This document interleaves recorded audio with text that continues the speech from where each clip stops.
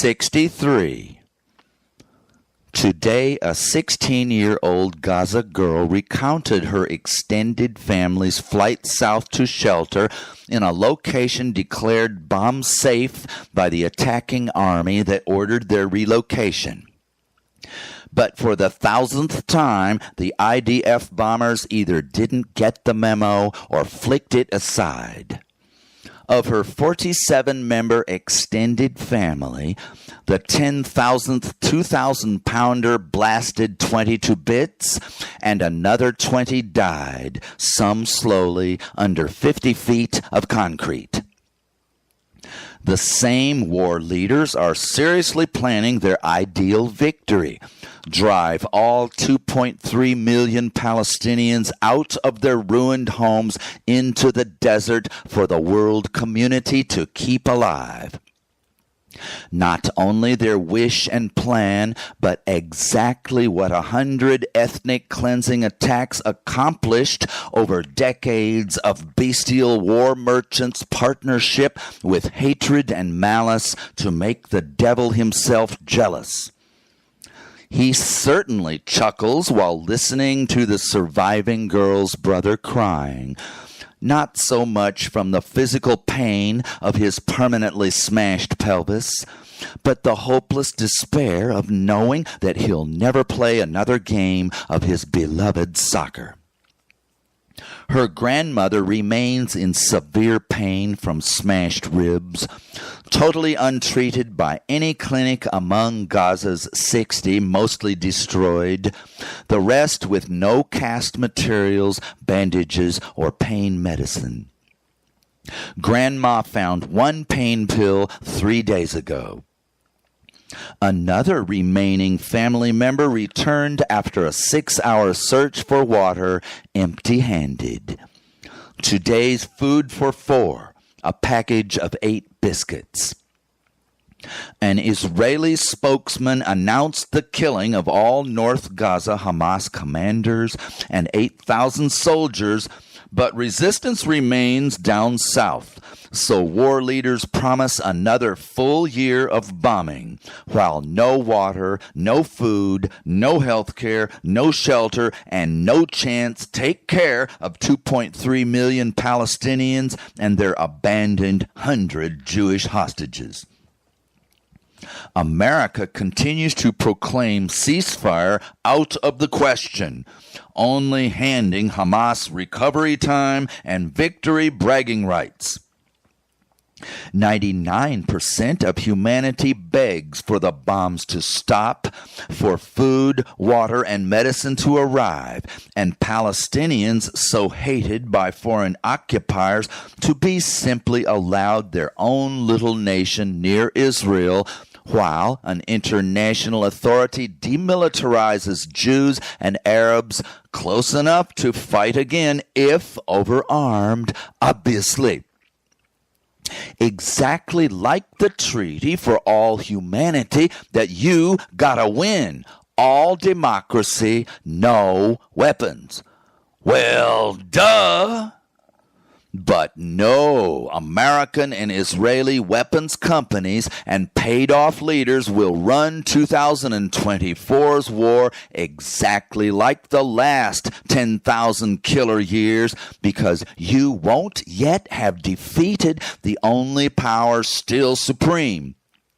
The sellers and donors of the bombs and the planes with little red buttons in the cockpits and bomb bays to drop them with. 8 billion in their last degenerating years have nothing to say about it except just me and maybe you. So carnage explodes until our mercy, relief, peace, and survival movement succeeds. One or the other, understand? War and weapons boom to doomsday unless our enforced peace law outlaws both forever, saving your children.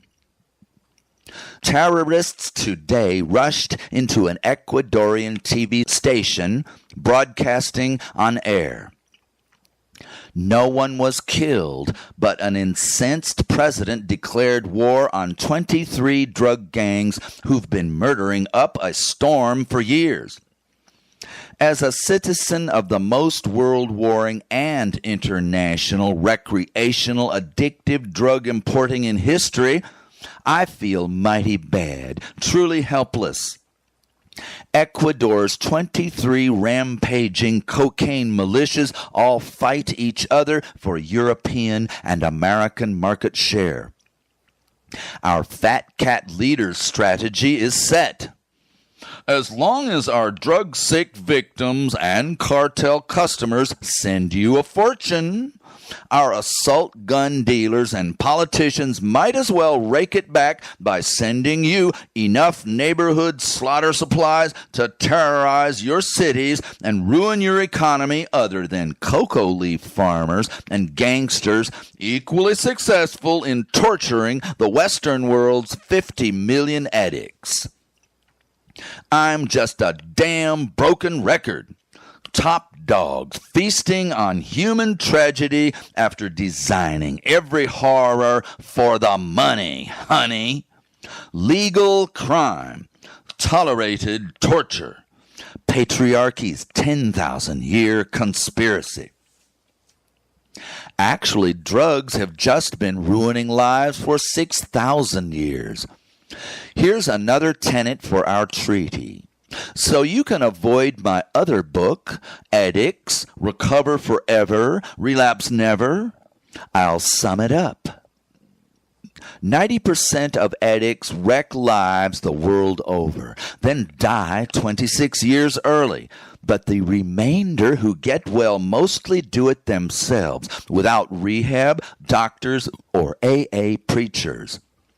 Half their brain stays poisoned with super temptation and 100 slick, sick arguments for 1,000 last chemical parties, even years into desperate abstinence from drugs. The cure that 1,000 recovering rehab patients and self-help meters taught me is to daily defeat your drug compulsion thoughts with your strong, passionate healing reasoning. A few minutes of fear and history of addiction, torture, and life ruination stories. Then a couple more minutes celebrating the infinite, glorious present and future family, work, and love successes every wonderful unpoisoned day. Now, against your next 5 decades of 10,000 self-sabotage entreaties, you kick ass all 10,000 times. So in the world that you and I could run, trillions in war cash, we will spring to block 90% of drug imports at every border and put a clinic in every neighborhood, trading help tapering the drugs, for some time visiting with folks discussing how every addict can beat it. Then providing inpatient rehab for everyone truly ready to try. Just remember, like every other profitable human abuse, the sellers are not going to stop. Pretty please. Make new survival law and confiscate hurt money to become help money. After 25 hours of babbling details, I hear your question, none too polite. Would I please get to my damn point? Rolling doomsday, nearing the cliff, is mighty quick and final until one multiplying somebody outlaws it. Who dat? 5,000 1960s scientists met in Rome to predict CO2 explosion wrecking of livable environment and conventional weapons explosion to nuclear doomsday with supreme confidence that they, you, and I would never lift a finger to stop human homicide and suicide, which they had no problem complacently unopposing, other than predicting. Well, as of my first listener in 2024, how right they were. I want to make several billion here and act, but I can't. All I am is a sharp little thorn. You are the scream, the jump, the forest fire roaring distant in 60-mile-an-hour winds. I said that at least a few alien planets made their family love government law. Actually, single biofamilies are already governed by each specific law that we only have to force now fast upon utterly irresponsible, nearly inhuman big political society. In your house are loaded guns and brass knuckles scattered on tables for anyone's outings or bedroom wars? Does Daddy double Sam's allowance to beat up his little brother? Do parents lecture children that their adopted Jewish or black sister is inferior and evil, requiring abuse and worse? No, your family in all likelihood enforces peace minus weapons of war and equality without bribery of strong superiors to bully. Mother and father teach their children that each is equal in rights and opportunity, no matter how different in certain qualities and abilities. Yet loving parents enforcing laws against violent tools, corrupt bribery to steal and hurt, and hate propaganda to drown out or replace love and respect teaching require exactly zero of these universal human and divine laws to govern public representatives, billions of times more powerful and dangerous, with money and weapons enough to exterminate 80 billion if merely given a free, never controlled hand. So while the monsters we allowed, if not fully deliberately created and condoned, seized all crazy keys to every kingdom for 10,000 bestial years, seldom a peep of protest was heard from billions enforcing full human law inside our own homes every day of every year.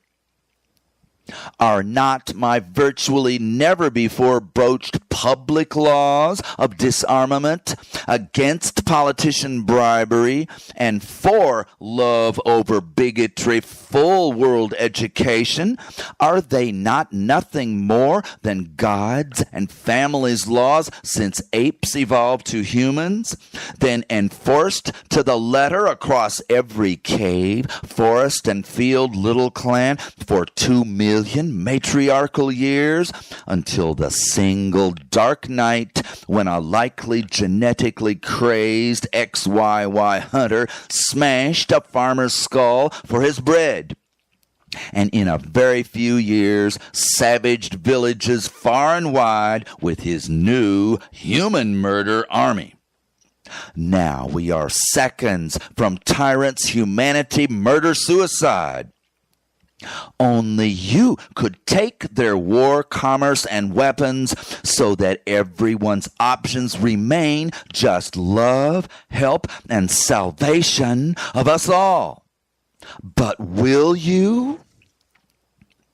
The alternative, abandoning all public crisis attention, is temporarily easier, but will soon become your billion times stupider, miserable nightmare. Your family suffering until early death while murdering before birth all posterity.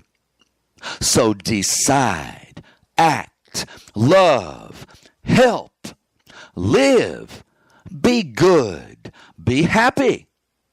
Take it from Mr. Spock. Live long and prosper. I heard a Christian radio speaker describe the prison that the disciple Paul was in just prior to his execution for political crimes against the Roman Empire. Similar to Christ's offense of celebrating God, belief in anything other than almighty Roman rule and its approved pack of gods required your most agonizing death.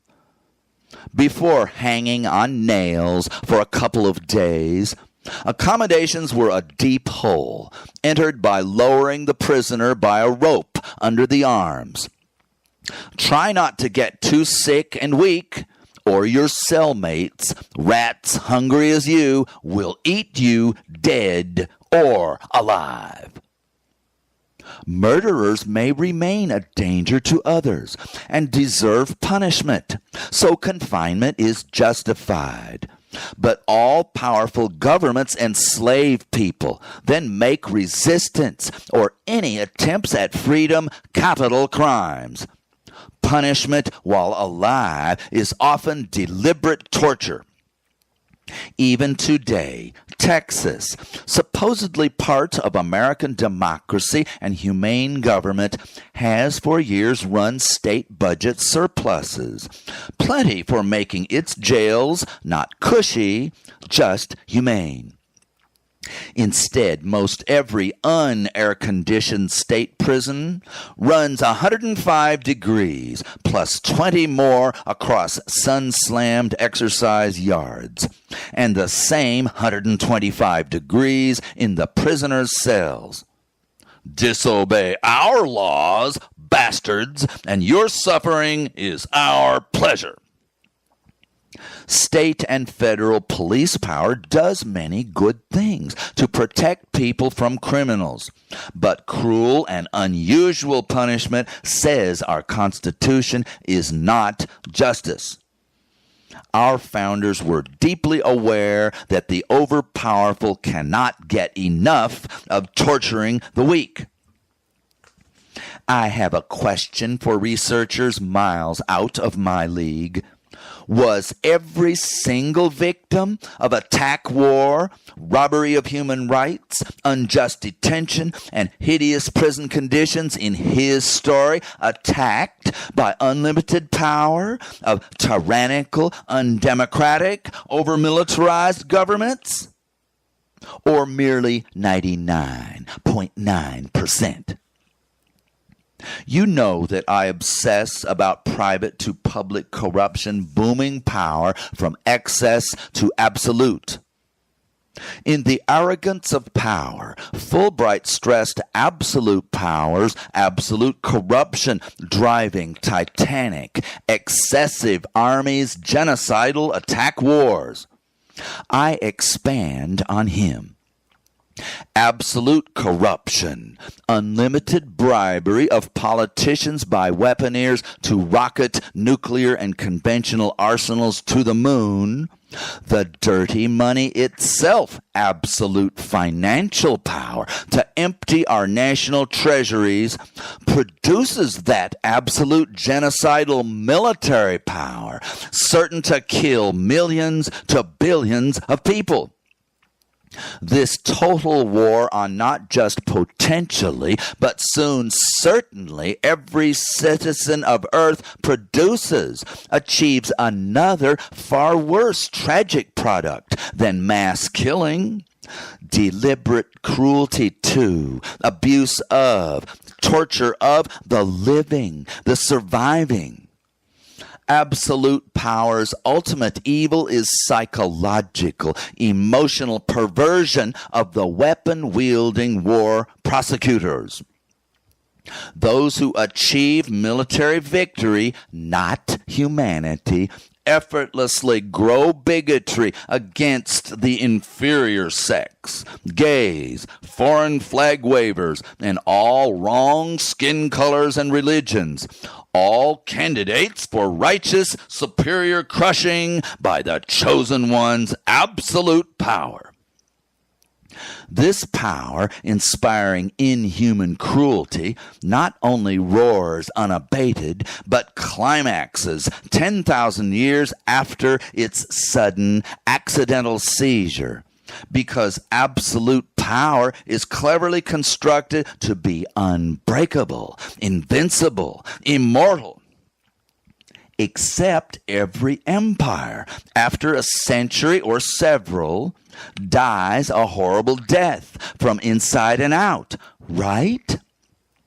Still, total power totally subdues billions helplessly, miserably struggling against it for those centuries, and billions more remain too propagandized and cowed to try. Total political and military tyranny ensures that every leader has every tool and incentive to never yield 1% of their power, nor stop 1% of its warring, abuse, and cruelty. Toppling them can only be the cleverest, fullest legal victory in his story, by a factor of 100. By family lover you, no one else.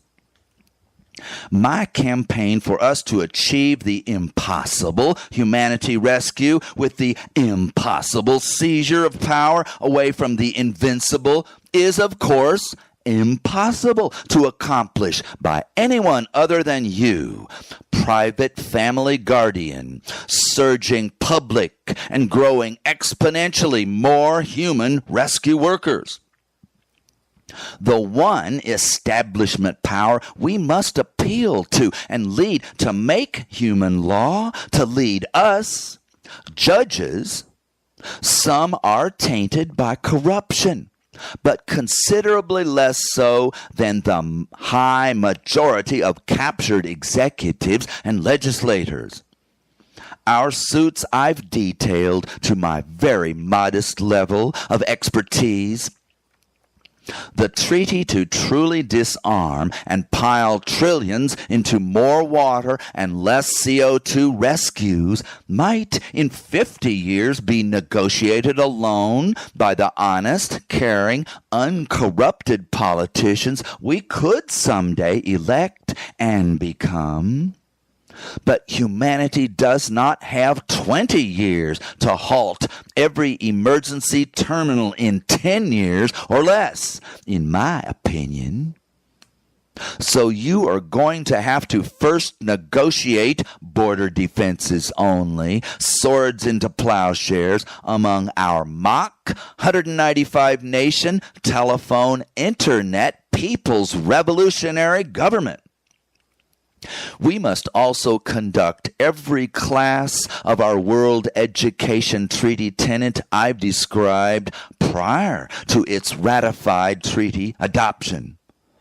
How else will someday soon every national government achieve, like the U.S. Army, the impossible before breakfast, except to every civilian's need, disarmament, world watering, and CO2 scrubbing, unless you lead the way every day?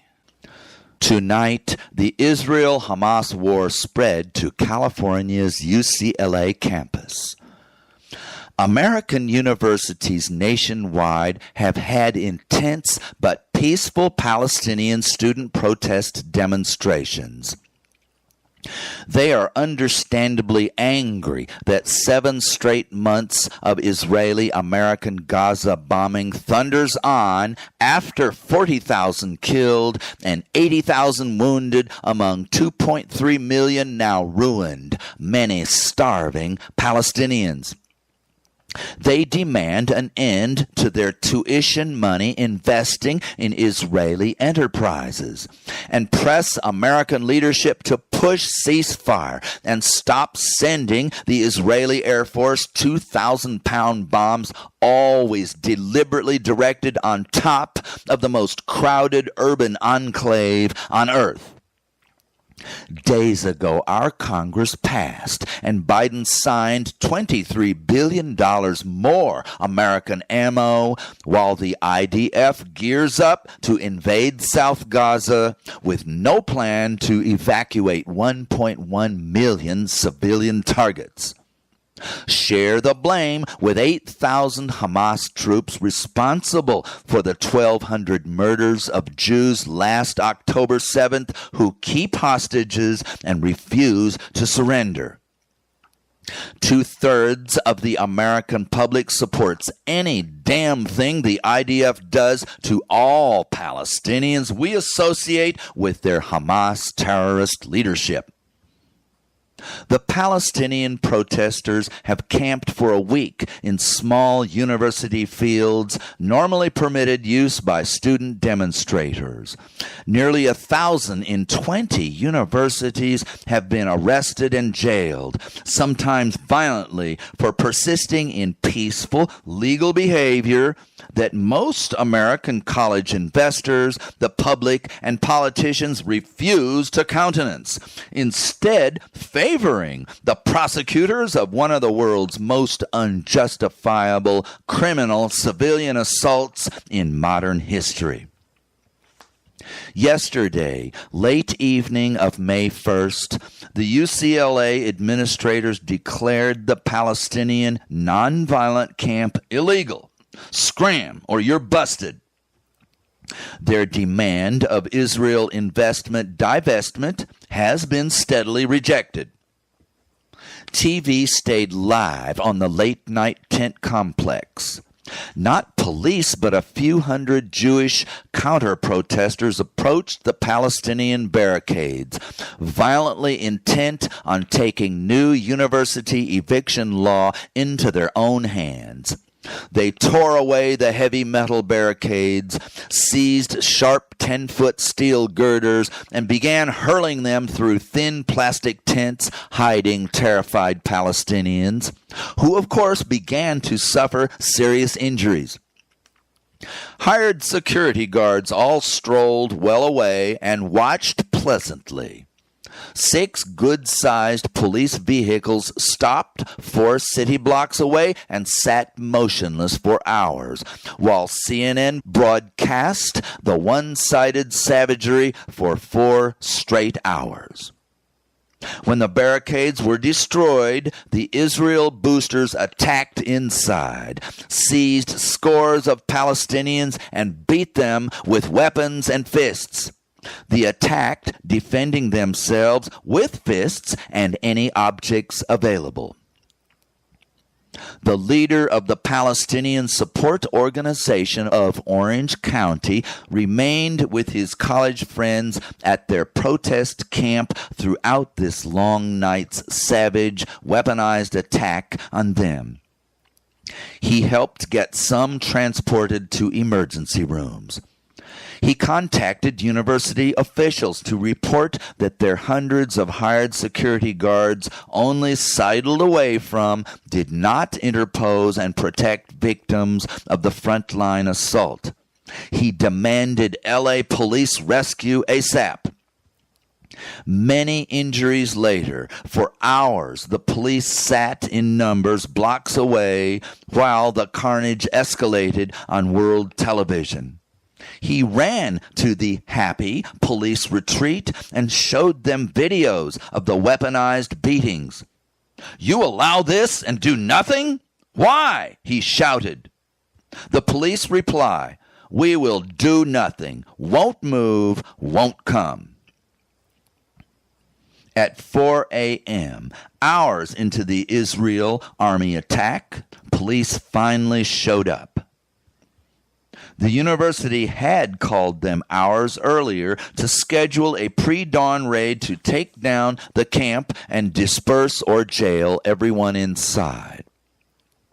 Clearly, they all used the Jewish attack, 1,000 times more law-breaking than all the peaceful protesters, to terrorize and soften up their victims, viewed as Hamas terrorists all, for the removal operation. Finally, police separated attackers and victims, sent away the Jewish mob, and jailed 200 of the real crooks daring to exercise their peaceful rights of assembly and protest for a week, but then defying university orders to decamp. Are you ready for my inevitable moral of the story ending? Of 20 university Palestinian protests, just one moved college leaders to offer the protesters representation on the committee that selects university investments and divestitures, and continued rights of assembly and protest. Just knock off the 24/7 camping. The other 19 thumbed their noses at 100% of grievances and demands, tore down most campgrounds, and threw over 1,000 in jail, often with brutal violence against the unresisting. Certainly some class-goers were blocked, and some Jewish students suffered despicable anti-Semitic bullying. The larger picture is that of national police and college leadership foursquare behind the 7-month, 2,000-pound American bomb revenge for Hamas's horrific October 7th Jewish slaughter.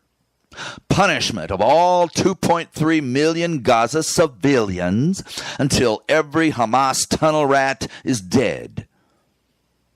As an equivalent assault on 99% peaceful Palestinian protesters continued, every American constitutional right of assembly and free speech protest, protection from potentially murderous assault with huge steel weapons, and simple respect due equal human beings merely decrying 40,000 murders of their civilian Gaza brethren.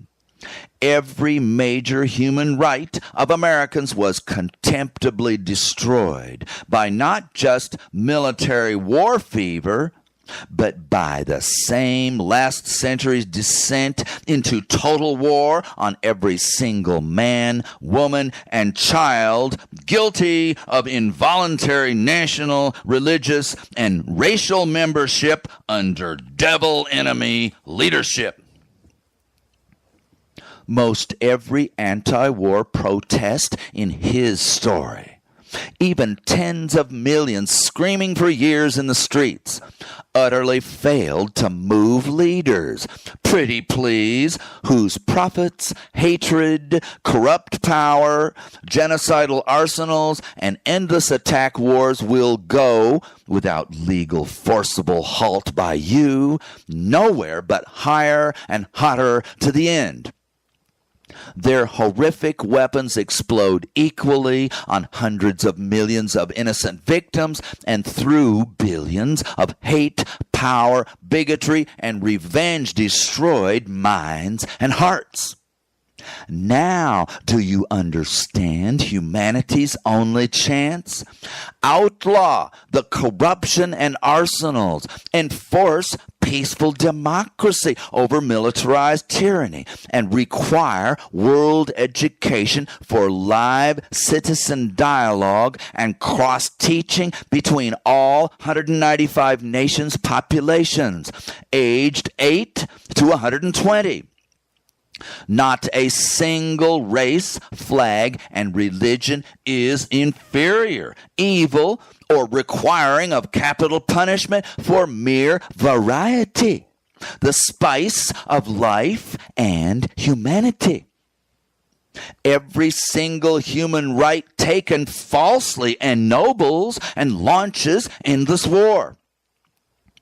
True democracy not begged for, but legally won and enforced worldwide, along with disarmament and military demobilization, nothing less wins the world peace, without which water and CO2 rescue has no inspiration, impetus, or money to save most or all of humanity from horrible homicide and suicide.